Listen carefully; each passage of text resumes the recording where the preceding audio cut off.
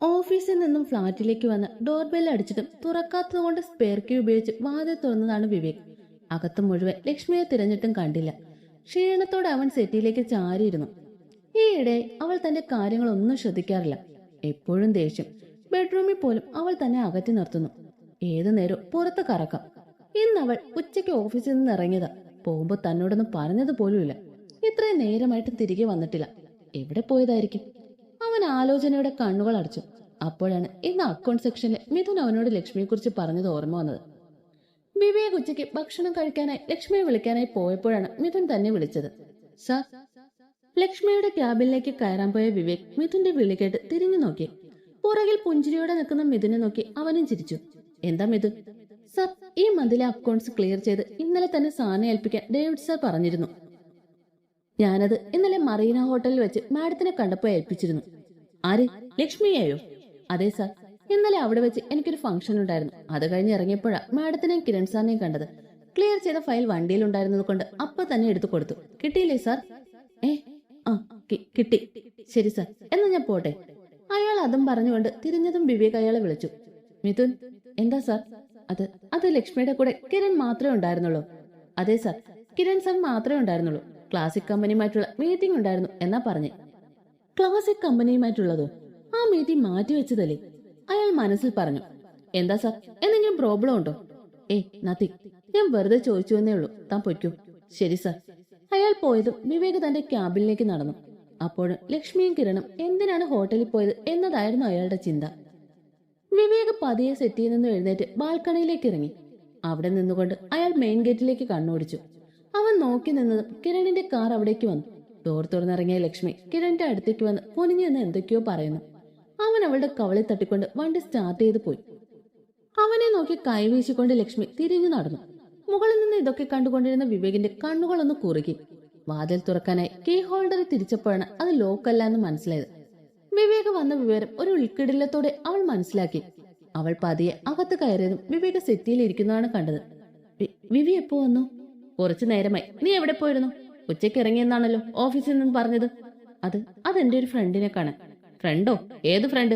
നിന്റെ ഒരുവിധമുള്ള ഫ്രണ്ട്സിനെ അല്ല എനിക്ക് അറിയാമല്ലോ. അത് വിവിക്ക് അറിയാത്ത ഫ്രണ്ടാ. എന്റെ കൂടെ കോളേജിൽ പഠിച്ചതാ. അല്ല, വിവി എന്താ ഇന്ന് നേരത്തെ? ഒന്നുമില്ല, ചെറിയ തലവേദന ഉണ്ടായിരുന്നു. എന്നാ ഞാൻ ഒന്ന് കുളിക്കട്ടെ. അതും പറഞ്ഞുകൊണ്ട് ലക്ഷ്മി അകത്തേക്ക് നടന്നു. ആ മിഥുൻ ഏൽപ്പിച്ച അക്കൗണ്ട്സിലെ ഫയൽ എവിടെ? വിവേകിന്റെ വാക്കുകൾ ഒരു വെള്ളിടി പോലെ ലക്ഷ്മിയുടെ ചെവിയിലേക്ക് പതിച്ചു. എന്താ?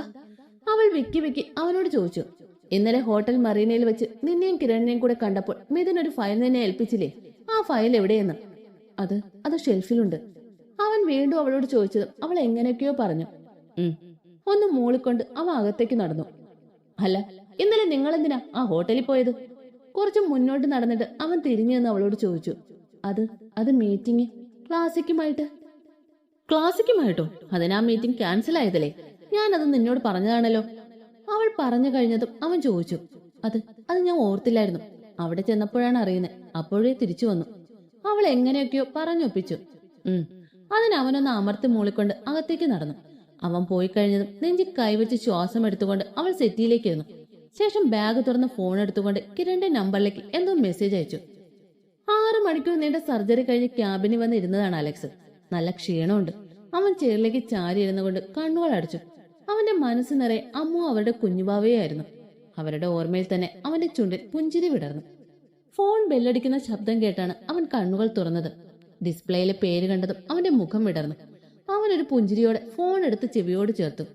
ഭാവേ, ഇച്ചായ എന്നട ഈ നേരത്ത്? അവൻ തെല്ലൊരു ആകാംക്ഷയോടെ ചോദിച്ചു. ഇച്ചായ, എനിക്ക് മോഡലിലെ ചിക്കൻ ബിരിയാണി കഴിക്കാൻ തോന്നുന്നു. ഇപ്പോഴോ? അവൾ പറഞ്ഞു കഴിഞ്ഞതും അവൻ ചോദിച്ചു. പ്ലീസ് ഇച്ചായ, വാങ്ങിക്കൊണ്ട് വരുമോ? മോളെ, ഹോട്ടലിലെ ഒന്നും നല്ലതല്ല. നീ റോസമ്മയോട് പറഞ്ഞ് നല്ല സൂപ്പർ ബിരിയാണി ഉണ്ടാക്കിത്തരാം. അവൾ കൊഞ്ചലോടെ പറഞ്ഞതും അവൻ പറഞ്ഞു. അത് വേണ്ട ഇച്ചായ, എനിക്ക് മോഡലിൽ വേണം. പ്ലീസ്. ശരി, ഞാൻ ഇപ്പൊ കൊണ്ടുവരാം. അവൻ പറഞ്ഞുകൊണ്ട് കാറിന്റെ കീയും എടുത്ത് പുറത്തേക്ക് ഇറങ്ങി. എബിയുടെ ക്യാബിനിൽ പോയി കാര്യം പറഞ്ഞുകൊണ്ട് അവൻ പുറത്തേക്ക് നടന്നു. പാർക്കിങ്ങിൽ നിന്നും വണ്ടി സ്റ്റാർട്ട് ചെയ്ത് മുന്നോട്ട് പോയതും അവന്റെ കാറിന് കുറുകെ മറ്റൊരു വണ്ടി കൊണ്ട് നിർത്തി. പെട്ടെന്ന് ബ്രേക്ക് പിടിച്ചതുകൊണ്ട് അലക്സിന്റെ തല സ്റ്റിയറിംഗ് വന്ന് മൂട്ടി. ഏത് മോനോടാ? നല്ല പൊളിച്ച തെറി പറഞ്ഞുകൊണ്ട് പുറത്തേക്ക് ഇറങ്ങിയതും എതിർവശത്തെ കാറിൽ നിന്ന് ഇറങ്ങിയ ആളെ കണ്ട് അവൻ സ്തബ്ധനായി നിന്നു. അനു.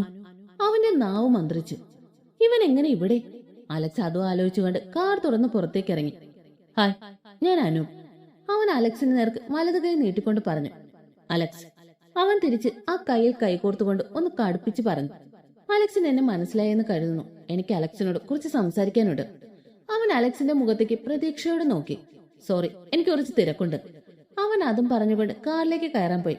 പ്ലീസ് അലക്സ്, എനിക്കൊരു ഹാഫ് ആൻ അവർ മതി. അവൻ വീണ്ടും അലക്സിനോട് ചോദിച്ചത് അവൻ കുറച്ചു സമയം അപ്പുവിനെ നോക്കി നിന്നു. ശരി, താൻ ബീച്ചിലേക്ക് പോയിക്കോളൂ, ഞാൻ അങ്ങോട്ട് വരാം. അതും പറഞ്ഞുകൊണ്ട് അവൻ കാറിൽ കയറി മുന്നോട്ട് പോയി. അവന്റെ പിന്നാലെ തന്നെ അപ്പുവും പോയി. തനിക്ക് എന്താ പറയാനുള്ളത്? ആഞ്ഞടിക്കുന്ന തിരമാലകളെ നോക്കി നിൽക്കുന്ന അപ്പുവിനെ നോക്കി അലക്സ് ചോദിച്ചു. എന്നിട്ട് പ്രതികരണം ഒന്നും കാണാതെ വന്നപ്പോ അവന്റെ മുഖത്തിന് നേരെ വിരൽ ഞൊടിച്ചു. ഹലോ, എന്താ? നമ്മൾ ഇവിടെ വന്നിട്ട് അരമണിക്കൂറോളായി. എനിക്ക് പോയിട്ട് അത്യാവശ്യമുണ്ട്. അവൻ അല്പം നീരസത്തോടെ പറഞ്ഞു. അലക്സിന്റെ ദേഷ്യം എനിക്ക് മനസ്സിലാകും. പക്ഷേ എനിക്ക് സി അനൂപ്, നിങ്ങൾ പറയുന്നത് എനിക്ക് മനസ്സിലാവുന്നില്ല. ഞാനെന്തിനാ നിങ്ങളോട് ദേഷ്യം കാണിക്കുന്നത്? തന്റെ ദേഷ്യം തന്റെ മുഖത്തു നിന്ന് തന്നെ എനിക്ക് മനസ്സിലാവുന്നുണ്ട്. അതുപോലെ ഞാൻ ആരാണെന്നും ഞാൻ എന്തിനു വന്നുവെന്ന് ഇയാൾക്ക് നന്നായിട്ട് അറിയുകയും ചെയ്യാം, ഇല്ലേ? അലക്സിനോടെ ഒരു ചെറുചിരിയോടെ അപ്പു ചോദിച്ചതും അവൻ ഒന്നും പറയാതെ രൂക്ഷമായ അപ്പുവിനെ നോക്കി നിന്നു. ഞാൻ വന്നത് അത് എനിക്ക് അമ്മൂനെ ഒന്ന് കാണണം. പറഞ്ഞു തീർന്നതും അലക്സിന്റെ കൈ അപ്പുവിന്റെ കരണത്ത് പതിഞ്ഞു. ഞാൻ ഇതെങ്കിലും ചെയ്തില്ലെങ്കിൽ ഞാൻ എന്റെ അമ്മൂന്റെ ഇച്ഛാനാണെന്ന് പറയുന്നത് ഒരർത്ഥവും ഇല്ലാതെയാകും. സ്വന്തം രക്തത്തെ ഒരു ദാക്ഷിണ്യം ഇല്ലാതെ അടിച്ചിറക്കി വിട്ടിട്ട് ഇപ്പൊ ഒരു ഉളുപ്പില്ലാതെ അവളെ കാണണം പോലും. കുറച്ചെങ്കിലും നാണുണ്ടോടാ നിനക്ക്? മേലെ എന്റെ കൊച്ചിന്റെ 7 അയലത്ത് നിന്നെ കാണരുത്. അപ്പുവിന്റെ കുത്തിനെ പിടിച്ച് അത്രയും പറഞ്ഞ് അവനെ പുറകിലേക്ക് തള്ളിക്കൊണ്ട് അലക്സ് തിരിഞ്ഞു നടന്നു. പ്ലീസ് അലക്സ്, ഞാനൊന്ന് പറഞ്ഞോട്ടെ. അലക്സിന്റെ പിന്നാലെ ചെന്നുകൊണ്ട് അപ്പുവിന്റെ കയ്യിൽ പിടിച്ചുകൊണ്ട് പറഞ്ഞു. ഞങ്ങൾ ചെയ്ത് വളരെ വലിയ തെറ്റാണ്, അറിഞ്ഞില്ല ഒന്ന്. കണ്ണിന് മുന്നിൽ തടന്ന് സത്യമെന്ന് വിശ്വസിച്ചു. അവൻ ആ വിവേകിനെ വിശ്വസിച്ചു പോയി. അത്രയും നല്ല അഭിനയമായിരുന്നു അവന്റെ. ഇപ്പൊ മാള് പറഞ്ഞപ്പോഴാണ് എന്റെ കുഞ്ഞ് അവനിൽ നിന്ന് അനുഭവിച്ചതൊക്കെ അറിഞ്ഞത്. തെറ്റാണ്, പൊറുക്കാൻ കഴിയില്ല എന്നും അറിയും. എങ്കിലും അവളൊന്ന് കണ്ടാൽ മതി. അവൻ യാചനയോടെ അലക്സിനോട് പറഞ്ഞു. നടക്കില്ല അനൂപ്, അമ്മു ഇപ്പൊ പ്രഗ്നന്റ് ആണ്. ഈ അവസ്ഥയിൽ നിങ്ങളെ എനിക്ക് അവളുടെ മുന്നിൽ കൊണ്ട് നിർത്താൻ സാധിക്കില്ല. അവൻ ഒരല്പം നീരസത്തോടെ പറഞ്ഞു. അറിയാനു, എന്റെ കുഞ്ഞി അവളൊരു അമ്മയാകാൻ പോകുവാണെന്ന്. പക്ഷെ അച്ഛനിപ്പോ വല്ലാത്ത ഭയമാണ്. മരിച്ചു പോകുമെന്ന് എപ്പോഴും പറയുന്നേ. അതിനു മുന്നേ മോളെ ഒന്ന് കാണണമെന്ന്, മോളുടെ കാല് പിടിച്ച് മാപ്പ് പറയണമെന്ന്. ഇങ്ങനെ ഒരു അവസ്ഥയിലുള്ള ആ മനുഷ്യനെ എങ്ങനെയാ ഞാൻ? അതുകൊണ്ടാ മോളുടെ അവസ്ഥ ഇങ്ങനെയാണെന്ന് അറിഞ്ഞിട്ടും ഞാൻ വന്നത്. പ്ലീസ് അലക്സ്, ഇനി ഇങ്ങനെ വേദനത്തിന് ആ മനുഷ്യൻ ഹൃദയം പൊട്ടി മരിച്ചു പോകും. ദയവ് ചെയ്ത് ഇത്രയെങ്കിലും കരുണ കാണിക്കണം അലക്സ്. ഞാൻ നിങ്ങളുടെ കാല് പിടിക്കാം. അതും പറഞ്ഞുകൊണ്ട് അവൻ കുനിഞ്ഞത് അലക്സ് അവനെ തടഞ്ഞു. ഏയ്, നിങ്ങൾ എന്നതായി കാണിക്കുന്നേ? അലക്സ് അവനെ പിടിച്ച് നേരെ നിർത്തി. ഞാനൊന്ന് ആലോചിക്കട്ടെ. എനിക്ക് അവളുടെ അവസ്ഥ കണക്കിലെടുത്തേ മതിയാക്കും. അതുപോലെ നിങ്ങളുടെ അച്ഛന്റെ. അവൾ വാവിട്ടെന്തെങ്കിലും പറഞ്ഞ അത് താങ്ങാൻ ചിലപ്പോ അദ്ദേഹത്തിന് കഴിഞ്ഞു എന്ന് വരില്ല. അതുകൊണ്ട് കൂടിയ ഞാൻ എതിർക്കുന്നത്. അലക്സ് പറഞ്ഞു നിർത്തിയതും അപ്പു സങ്കടത്തോടെ അവനെ നോക്കി. താനിപ്പോ ചെല്ലാനും, ഞാൻ വിളിക്കാം, തന്റെ നമ്പർ തന്നാൽ മതി. അലക്സ് പറഞ്ഞതും അപ്പു അവന്റെ നമ്പർ പറഞ്ഞു കൊടുത്തു. ഞാൻ ഉറപ്പൊന്നും പറയുന്നില്ലാനും, മാക്സിമം ഇത് ഒഴിവാക്കുന്നതാവും രണ്ടുപേർക്ക് നല്ലത്. ഒന്നുകൂടി ഒന്ന് ആലോചിക്കേ. അതും പറഞ്ഞുകൊണ്ട് അവൻ തിരിഞ്ഞ് കാറിനടുത്തേക്ക് നടന്നു. ഇങ്ങ് വരട്ടെ, ബിരിയാണി വാങ്ങി തരാമെന്ന് പറഞ്ഞ് എന്നെ പറ്റിച്ചു. ഇനി ഞാൻ മിണ്ടൂല. പപ്പ ഇങ്ങ് വരട്ടെ വാവേ, നമുക്ക് മിണ്ടണ്ട കേട്ടോ. അതും പറഞ്ഞുകൊണ്ട് അവൾ അല്പം വീർത്ത് തന്റെ വയറ് കൈവച്ച് തലോടി. വാവേ. ഡോർ തുറന്ന് അകത്തേക്ക് കയറുന്ന അലക്സിനെ കണ്ടതും അവൾ മുഖം വീർപ്പിച്ച് തിരിഞ്ഞിരുന്നു.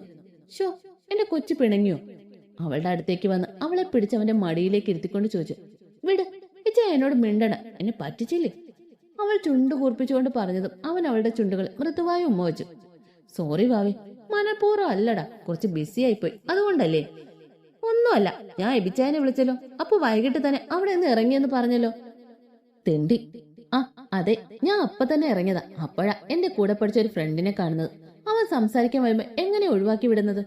അവൻ അവളുടെ കവളിൽ ചുണ്ടു ചേർത്തുകൊണ്ട് പറഞ്ഞതും അവൻ മുഖം തിരിച്ചിരുന്നു. ഇനി ഇങ്ങനെ പിണങ്ങിയിരിക്കില്ലേ വാവേ? ബിരിയാണി കിട്ടിയില്ലെങ്കിൽ എന്താ, വേറൊരു അസൽ സാധനം ഞാൻ കൊണ്ടുവന്നിട്ടുണ്ട്. വാ, താഴേക്ക് പോ, അല്ലെങ്കിൽ ആ ലീനപ്പണം മുഴുവൻ തിന്നു തീർക്കും. അവൻ പറയുന്ന കേട്ട് സംശയത്തോടെ നോക്കിയ അമ്മുവിനോട് അവൻ പറഞ്ഞു. അത് കേട്ടത് അവൾ അറിയാതെ തന്നെ ചിരിച്ചു. മോള് താഴേക്ക് ചെല്ലേ, ഇച്ചായൻ ഫ്രഷ് ആയിട്ട് ഇപ്പൊ വരാം. അവൻ അവളോടായി പറഞ്ഞതും അവൾ ഒരു ചിരിയോടെ തലയാട്ടിക്കൊണ്ട് പുറത്തേക്ക് ഇറങ്ങി. താഴേക്ക് ചെന്നതും പ്ലേറ്റിലും കയ്യിലും വായിലുമായി മസാല ദോശയുമായി നിൽക്കുന്ന ലീനയാണ് കണ്ടത്. ആ കുജ മസ എന്താ? അവളുടെ സംസാരം കേട്ടു അമ്മ അന്തം വിട്ട് നോക്കി. ഓ, ആദ്യം കഴിച്ചിറക്ക് കൊച്ചേ, എന്നിട്ട് സംസാരിക്കേ. അവളുടെ സംസാരം കേട്ടത് വല്യമ്മച്ചി പറഞ്ഞു. അതിനവൾ വെളുക്കനെ ഒന്ന് ചിരിച്ചുകൊണ്ട് വായിലിരുന്നത് ചവച്ചിറക്കി. ദേ, നിനക്ക് ഇഷ്ടപ്പെട്ട മസാല ദോശ ഇച്ചായം കൊണ്ടുവന്നു. ഓ, ഒരു വയറ്റ് കണ്ണിക്ക് കഴിക്കാൻ കൊണ്ടുവന്നതാ അവൾ ഇരുന്ന് കുത്തിക്കേറ്റുന്നത്. അവൾ പറഞ്ഞ കേട്ട് വല്യമ്മച്ചി പറഞ്ഞു. അതെന്നാ, വയറ്റ് കണ്ണിക്ക് മാത്രമേ മസാല ദോശ കഴിക്കാൻ പാടുള്ളൂ? അവൾ ചുണ്ടുകുറിപ്പിച്ചുകൊണ്ട് പറഞ്ഞതും അമ്മ അവളുടെ അടുത്തേക്ക് ചെന്ന് അവളെ ചേർത്ത് പിടിച്ചുകൊണ്ട് പറഞ്ഞു. അവള് കഴിച്ചോട്ടെ വല്യമ്മച്ചി, ഇച്ചായ എല്ലാവർക്കും വേണ്ടി വാങ്ങിയല്ലോ. അതെ, അങ്ങനെ പറഞ്ഞു കൊടുക്കമ്മോ. അതും പറഞ്ഞുകൊണ്ട് അവൾ വല്യമ്മച്ചി ഒന്ന് പുച്ഛിച്ചുകൊണ്ട് വീണ്ടും കഴിക്കാൻ തുടങ്ങി. അപ്പോഴേക്കും അലക്സും ഇറങ്ങി വന്നു. മസാല ദോശ ഒരു പ്ലേറ്റിലേക്ക് എടുത്ത് അമ്മൂന് കൊടുക്കാൻ തുടങ്ങി. അത് കണ്ട് കുശുമ്പുമൂത്ത് ലീനയും വായും തുറന്ന് അവന്റെ മുന്നിലേക്ക് ചെന്നു. അത് കണ്ട് അവൻ ചിരിച്ചുകൊണ്ട് അവൾക്കും വാരിക്കൊടുത്തു. 3 പേര് ചിരിച്ചും കളിച്ചും ഭക്ഷണം കഴിക്കുന്നത് ഒരു ചിരിയോടെ വല്ലമ്മച്ചി നോക്കി നിന്നു. അവരുടെ കണ്ണിൽ നിന്ന് സന്തോഷത്തിന്റെ അശ്രുക്കൾ പൊഴിഞ്ഞു വീണു. എന്നും ഈ കുടുംബത്തിൽ ഇതുപോലെ തന്നെ സന്തോഷം നിലനിൽക്കണേ എന്നവർ കർത്താവിനോട് പ്രാർത്ഥിച്ചു. എന്നാൽ അവരുടെ ജീവിതത്തിൽ കരിനിഴൽ വീഴ്ത്താനായി ഒരാൾ ഇറങ്ങിപ്പുറപ്പെട്ട കാര്യം അവർ അറിഞ്ഞിരുന്നില്ല. രാത്രിയിൽ അലക്സിന്റെ നെഞ്ചിൽ തല ചേർത്ത് വെച്ച് കിടക്കുവാണ് അമ്മു. അലക്സ് കണ്ണുകൾ അടച്ച് കിടന്നുകൊണ്ട് അവളുടെ മുടിയിഴകളിൽ തലോടുന്നുണ്ട്. ഇടയ്ക്കിടയ്ക്ക് അവന്റെ ചുണ്ടുകൾ അവളുടെ നെറ്റിയിൽ ചുംബിച്ചുകൊണ്ടിരുന്നു. ഇച്ചായ. അവൾ വിളിക്കുന്ന കേട്ട് അവനൊന്ന് മൂളി. എന്തിനാ ഇത്ര ടെൻഷൻ? അവൾ തല പൊക്കി അവന്റെ മുഖത്തേക്ക് നോക്കി ചോദിച്ചു. ടെൻഷനോ? എനിക്കൊരു ടെൻഷനും ഇല്ലല്ലോ. അവൻ കുറച്ച് പതർച്ചയോടെ പറഞ്ഞു. അതെനിക്ക് മനസ്സിലായി. ദേ, ഇതിപ്പോ പൊട്ടുവെന്ന് പറഞ്ഞാ മിടിക്കുന്നേ. അവൾ എഴുന്നേറ്റിരുന്ന് അവന്റെ നെഞ്ചിലേക്ക് കൈവച്ചുകൊണ്ട് പറഞ്ഞു. അതിന് മറുപടിയായി അവൻ അവളുടെ മുഖത്തേക്ക് തന്നെ നോക്കിക്കിടന്നു. എനിക്കറിയാം ഈ മനസ്സിൽ എന്താണെന്ന്. അവൾ അവന്റെ നെഞ്ചിൽ മുഖാമർത്തിക്കൊണ്ട് പറഞ്ഞതും അവന്റെ നെഞ്ചിൽ ഒരു കൊള്ളിയാൻ മിന്നി. എന്താടാ, നിനക്ക് എന്താ അറിയാവുന്നേ? അവൻ ചാടി എഴുന്നേറ്റ് അവളുടെ ഇരുക്കവളിലും കൈവച്ചുകൊണ്ട് ചോദിച്ചു. അതിനവൾ അവന്റെ നെഞ്ചിലേക്ക് കുറച്ചുകൂടി ചേർന്നിരുന്നുകൊണ്ട് പറഞ്ഞു. മമ്മിയോട് മിണ്ടാതെ നടക്കുന്നതിന്റെ വിഷമല്ലേ ഈ മനസ്സിൽ ഇങ്ങനെ കൊണ്ടു നടക്കുന്നത്? അത് കേട്ടതും അവൻ ആശ്വാസത്തോടെ അവളെ ഒന്ന് നോക്കി ചിരിച്ചു. ഇനിയും എന്തിനാ ചായ ഈ പിണക്കം? മമ്മിക്ക് നല്ല വിഷമമുണ്ട്. മമ്മി ഒന്നും അറിഞ്ഞുകൊണ്ടല്ലോ. ആ നാൻസി പറഞ്ഞത് വിശ്വസിച്ചത് കൊണ്ടല്ലേ? എല്ലാ അമ്മമാരും അങ്ങനെയാ. മക്കളുടെ കാര്യത്തിൽ സ്വാർത്ഥയാകാം. ഇനി ഇതിന്റെ പേര് മമ്മിയോട് പിണങ്ങിയിരിക്കല്ലേ ചായ? എല്ലാവർക്കും അത് വിഷമമാണ്. അവൾ അവന്റെ കവളിൽ കൈ ചേർത്ത് വെച്ചുകൊണ്ട് പറഞ്ഞു. അതിനവനൊന്ന് ചിരിച്ചുകൊണ്ട് അവളോട് പറഞ്ഞു. എനിക്ക് മമ്മിയോട് ദേഷ്യമൊന്നുമില്ല, പക്ഷെ പരിഭവമുണ്ട്. അമ്മ എന്നെ ഒന്നും മനസ്സിലാക്കിയില്ലല്ലോ എന്നോർത്ത്. നിന്നെയൊക്കെ വലുതായി എനിക്ക് മറ്റൊന്നുമില്ലെന്ന് മമ്മിക്ക് നന്നായിട്ടറിയാം. അതുപോലെ നിന്നെ വേദനിപ്പിച്ച് ഞാൻ അത് സഹിക്കില്ലെന്ന്. എന്നിട്ട് മമ്മി അങ്ങനെയൊക്കെ ചെയ്തു എന്ന് ഓർക്കുമ്പോ. അവൻ പറഞ്ഞത് മുഴുവനാക്കാതെ ഹെഡ് റെസ്റ്റിലേക്ക് ചാരി ഇരുന്നുകൊണ്ട് കണ്ണുകൾ അടച്ചു. പോട്ടെ ചായ, എല്ലാം കഴിഞ്ഞില്ലേ? ഇനി അതിനെക്കുറിച്ചൊന്നും ആലോചിക്കേണ്ട. മമ്മിയോട് ഇനി പിണക്കവും കാണിക്കേണ്ട. ഇപ്പൊ എന്നോട് എന്ത് സ്നേഹമാണെന്നോ. ഇഷ്ടപ്പെട്ടതൊക്കെ ഞാൻ പറയുന്നതിന് മുന്നേ ഉണ്ടാക്കിത്തരും. വല്യമ്മച്ചേക്കാളും ജോസിയമ്മയെക്കാളും ഇപ്പൊ എന്നെ കയറിച്ചെന്ന് മമ്മിയാണ്. ഈ ചായ മിണ്ടാത്തന്റെ വിഷമമുണ്ട് പാവത്തിന്. അവൾ വീണ്ടും അവനോട് ചേർന്നിരുന്നുകൊണ്ട് പറഞ്ഞു. ആ, ഞാനും അത് ആലോചിച്ചു. അല്ലെങ്കിൽ ഒരുപാട് നാളൊന്നും മമ്മിയോട് പിണങ്ങിയിരിക്കാനൊന്നും എനിക്ക് കഴിയില്ല. അതിവിടെ എല്ലാവർക്കും അറിയാം. അതുകൊണ്ടാ ആരും ഒന്നും മിണ്ടാതെ. ഒരു ചിരിയോടെ അവൻ പറഞ്ഞുകൊണ്ട് അവളുടെ കഴുത്തിലേക്ക് മുഖാമർത്തി. ഏയ് ഇച്ചേ വിട്, എനിക്ക് ഇക്കിളിയാവുന്നു. അവൾ പിടഞ്ഞുകൊണ്ട് അവന്റെ തല പിടിച്ച് ഉയർത്താൻ നോക്കിയെങ്കിലും അവൻ അവളുടെ ഇരു കൈകളിലും കൈകൾ കോർത്ത് പിടിച്ചുകൊണ്ട് അവളുടെ കഴുത്തിൽ ചുണ്ടുകൾ ഓടിച്ചുകൊണ്ടിരുന്നു. ഇച്ചേ വാവാ. അവന്റെ ചുണ്ടുകളുടെ ഗതി മാറിയതും അവളൊരു പകപ്പോടെ പറഞ്ഞു. ഞാൻ ശ്രദ്ധിച്ചോളാം പ്ലീസ് മോളെ, ഇപ്പൊ എത്ര നാളായി. അവൻ കൊഞ്ചിലോടെ പറഞ്ഞതും അവളുടെ മുഖത്തും പുഞ്ചിരി വിടർന്നു. ആ പുഞ്ചിരി മതിയായിരുന്നു അവൻ അവളിലേക്ക് ആഴ്ന്നിറങ്ങാൻ. ദിവസങ്ങൾ കൊഴിഞ്ഞു വീണുകൊണ്ടിരുന്നു. അമ്മൂന് 6-ാം മാസം തുടങ്ങി. ഇപ്പൊ ഛർദിയൊക്കെ അല്പം ശമനം വന്നിട്ടുണ്ട്. പക്ഷെ മൂഡ് സ്വിങ്ങിന്റെ ഭാഗമായി കൊച്ചിനിപ്പോ ഭയങ്കര വാശിയ. അതുപോലെ തൊട്ടാനും പിടിച്ചാലും ദേഷ്യം. ഇഷ്ടപ്പെട്ടതൊക്കെ ആ നിമിഷം കിട്ടണം. അലക്സിന്റെ കഷ്ടകാലത്തിന് പാതിരാത്രിയിലാണ് കൊച്ചിന് മിക്കപ്പോഴും കൊതി തോന്നുന്നത്. ആദ്യമൊക്കെ ഉറക്കത്തിൽ നിന്ന് ഉണരുമ്പോൾ അലക്സ് അവളെ ഒന്ന് തുറച്ചു നോക്കുമായിരുന്നു. അതിനവളൊന്ന് ഇളിച്ചു കാണിക്കും. പിന്നെ പിന്നെ അവൻ അത് ശീലമായി. ഓരോ രാത്രിയിലും അവൻ വാങ്ങി വരുന്ന ഭക്ഷണം വാരി കൊടുക്കുമ്പോൾ കൊതിയോടെ അവൾ കഴിക്കുന്നത് കാണുമ്പോൾ തന്നെ അവന്റെ മനസ്സ് നിറയും. അങ്ങനെ ഓരോ ദിവസങ്ങളും സന്തോഷത്തോടെ കഴിഞ്ഞു പോയിക്കൊണ്ടിരുന്നു. ഇതിനിടെ പലതവണ അപ്പു അമ്മുവിനെ കാണണമെന്ന ആവശ്യമായി അലക്സിനെ സമീപിച്ചെങ്കിലും അവളുടെ ഡെലിവറി കഴിയുന്നവരെ വെയിറ്റ് ചെയ്യാൻ അവൻ അപ്പുവിനോട് പറഞ്ഞു. ഇങ്ങനെ ഒരു അവസ്ഥയിൽ അവരെ കണ്ടായുള്ള അവളുടെ റിയാക്ഷൻ ഓർത്ത് അപ്പുവും കാത്തിരിക്കാൻ തയ്യാറായിരുന്നു. പെട്ടെന്ന് വരില്ലേ ഇച്ചായ? ഹോസ്പിറ്റലിൽ പോകാൻ തയ്യാറാകുന്ന അലക്സിന്റെ അടുത്തേക്ക് ചെന്ന് അമ്മു ചോദിച്ചു. ആ മോളെ, പെട്ടെന്ന് വരാം. അതുവരെ മോൾക്ക് ഒറ്റയ്ക്കിരിക്കാൻ പേടിയുണ്ടോ? ഇടം കൈയിലേക്ക് വാച്ചിന്റെ ബാൻഡ് കെട്ടിക്കൊണ്ട് അവൻ ചോദിച്ചു. കുറച്ചു നേരമായിട്ടും അവളുടെ മറുപടി ഒന്നും കേൾക്കാതായതും അവൻ തിരിഞ്ഞു നോക്കിയതും വിഷമത്തോടെ തലകുനിച്ചു നിൽക്കുന്ന അമ്മൂനെയാണ് കണ്ടത്. എന്നതാടാ, എന്നത്തിന് എങ്ങനെ വിഷമിച്ചിരിക്കുന്നേ? ഞാൻ പെട്ടെന്ന് വരില്ലേ? ഇതിപ്പോ എമർജൻസി കേസ് ആയതുകൊണ്ടല്ലേടാ ഞാൻ പോകുന്നത്. അല്ലെങ്കിൽ നിന്നെ ഇവിടെ ഒറ്റയ്ക്കാക്കി ഞാൻ പോകുവോ? അവളുടെ അടുത്ത് വന്ന് മുഖം കുനിച്ചിരുന്ന അവളുടെ ഇരു കവിളിലും കൈകൾ ചേർത്ത് തല അല്പം ഉയർത്തി അവളുടെ നിറഞ്ഞ മിഴികളിലേക്ക് നോക്കിക്കൊണ്ട് അവൻ പറഞ്ഞു. വല്ലാത്ത വിഷമം തോന്നുവച്ചായ, എന്തോ സംഭവിക്കാൻ പോകുന്നത് പോലെ. അവൾ അവന്റെ നെഞ്ചിലേക്ക് ചേർന്നുകൊണ്ട് പറഞ്ഞു. എന്ത് സംഭവിക്കാൻ? ഞാനുള്ളപ്പോ എന്റെ കുഞ്ഞിന് ഒന്നും സംഭവിക്കില്ല. എന്റെ മോൾ ആവശ്യമില്ലാത്ത കാര്യങ്ങൾ ഓർത്തിരിക്കാതെ എന്തെങ്കിലും എടുത്ത് കഴിച്ചേ. രാവിലെ ഒന്നും കഴിച്ചതുപോലുമില്ല. ആര് പറഞ്ഞു? ഞാൻ 2 അപ്പം കഴിച്ചു. പിന്നെ വലിയ കാര്യം, 2 അപ്പം നീ നേരത്തെ കഴിക്കുന്നതാണല്ലോ. ഒരെണ്ണം കൂടി അധികം കഴിക്കണം, എന്നാലേ എന്റെ കുഞ്ഞിന് കൂടി കിട്ടും. പോ അവിടെന്ന്. 2 എണ്ണം കഴിക്കുമ്പോ തന്നെ വയറ് പൊട്ടാറാവും. അപ്പോഴാ ഒരെണ്ണം കൂടെ. അവൾ മുഖം കൂർപ്പിച്ച് പറഞ്ഞുകൊണ്ട് തിരിഞ്ഞിരുന്നു.